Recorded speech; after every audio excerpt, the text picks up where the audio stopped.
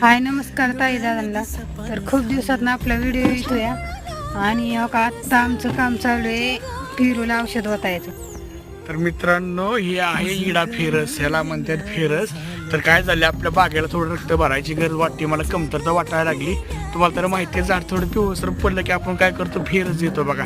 तर तशा पद्धतीने मित्रांनो फेरस द्यायचं काम चालू आहे. थोडीशी झाडं मला थोडीशी पिवळसर दिसायला लागली म्हणून आमचं फेरस ओतायचं काम चालू आहे. तर आपली ही रेड डायमंडचा 10 गुंठ्याचा प्लॉट आहे मित्रांनो, छानपैकी याला फंबून लागलेला आहे. आणि आता काहीतरी दिसतंय तुम्हाला, आता लवकरच आपला हा डायमंडचा पेरू पण आपला तोडायलाच येणार आहे.